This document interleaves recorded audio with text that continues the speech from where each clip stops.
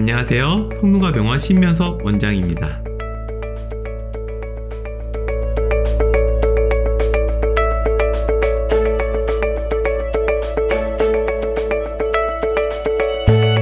여러분, 한국인에게 특히 많은 치과 질환이 있는데 어떤 질환인지 알고 계세요? 치과하면 가장 먼저 뭐가 떠오르시죠? 아파 통증이 떠오르고요. 그리고 저 충치 없나요? 충치가 떠오르죠. 그런데 충치보다 더 무시무시하고 골치 아픈 질환이 있습니다. 바로 치아균열 증후군입니다. 어떤 사람이 치과에 갔습니다. 선생님, 너무 아파요. 그런데 치과 의사가 말합니다. 아무 이상이 없는데요? 이건 대체 뭘까요? 왜 이런 거죠? 씹을 때마다 시큰시큰, 찌릿찌릿, 도저히 씹을 수가 없는데 치과에서는 괜찮다고 하는 경우가 있습니다. 이런 환자들의 경우 대부분은 치아균열 증후군 때문인데요. 치아균열 증후군, 생소하죠? 쉽게 말하면 치아에 금이 가는 것입니다. 여러분, 유리가 얼마나 단단한지 모두 알고 계시죠? 그런데 이 유리가 한순간에 깨지게 되는 이유가 있는데요. 바로 유리에 금이 갈 때, 균열이 생길 때입니다. 이렇게 유리가 한번 금이 가기 시작하면 걷잡을 수 없이 갑자기 깨지기 시작합니다. 우리의 치아도 마찬가지입니다. 치아는 우리 몸의 조직 중에서 가장 단단합니다. 이 단단한 치아도 취약한 것이 있으니 바로 균열입니다. 한번 금이 가기 시작한 치아는 더 깨지기 취약한 구조로 바뀌게 됩니다. 치아에 금이 가면 어떻게 될까요? 먼저 치아에 통증이 생기고 음식을 씹을 때 시큰시큰하거나 찌릿찌릿한 느낌이 듭니다. 치아에 금이 가면서 치아 내부에 있는 신경을 자극해 시큰시큰하거나 찌릿한 느낌을 받게 되는 거지요. 또 치아에 금이 가면 치아에 생긴 균열을 통해 세균이 침투하면서 지속적인 치통이 생길 수도 있습니다. 그런데 치아에 금이 간 줄 모르고 방치했다가는 통증도 생기지만 치아가 깨질 수도 있고요.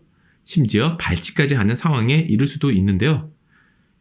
그런데 이런 것들보다 더 무서운 사실이 있는데 무엇인지 아세요? 그것은 치아 균열의 불확실성입니다.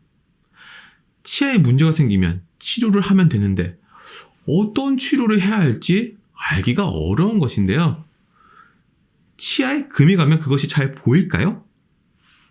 잘 보이지 않습니다.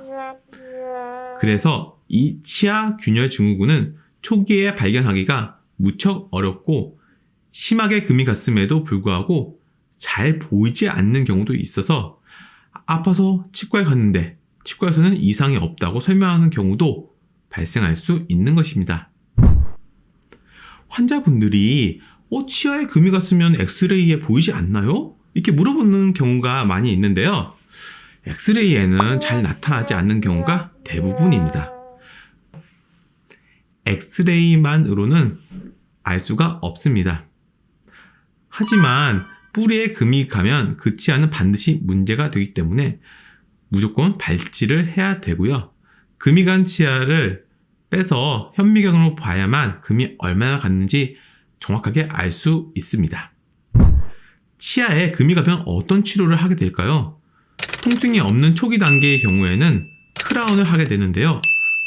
통증이 있는 경우에는 대부분 신경치료를 하고 크라운을 하게 됩니다. 금이 간 치아는 더 쪼개지려는 성질을 갖게 되기 때문에 크라운으로 감싸주는 것이 중요합니다.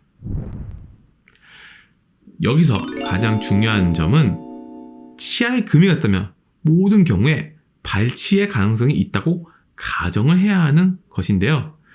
바로 치아 뿌리에 금이 있을지 여부를 알 수가 없기 때문입니다.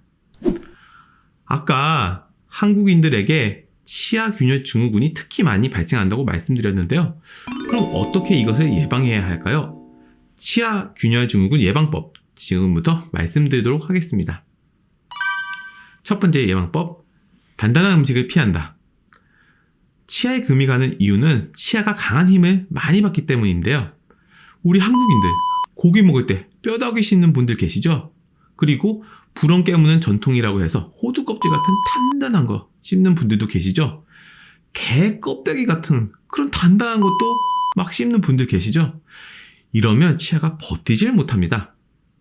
어떤 경우에는 얼음이나 딱딱한 사탕, 말린 옥수수, 누룽지 이런 거 먹다가 이가 부러져서 오는 경우도 있는데요.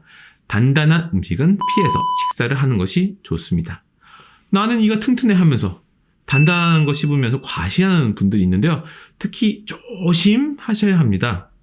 두 번째, 이를 꽉 물거나 이를 가는 습관이 있는 분들이 있는데요. 이런 분들은 습관을 바꾸셔야 하겠습니다. 그런데 사실 밤에 이런 습관이 있으면 스스로 조절하기가 어렵잖아요. 이런 경우에는 스플린트라고 하여 치아를 보호해주는 플라스틱 장치를 입안에 끼고 자는 것을 권장합니다. 치아 균열 증후군은 초기에 잡는 것이 매우 중요한데요.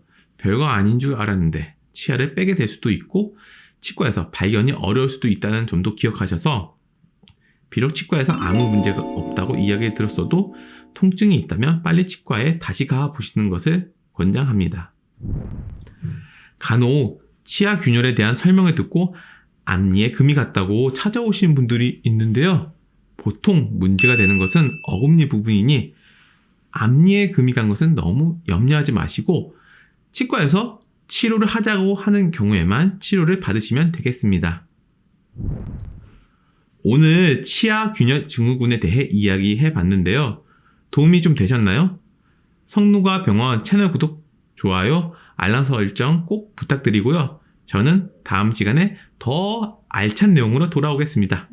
지금까지 성누가병원 치과 신명석 원장이었습니다. 감사합니다.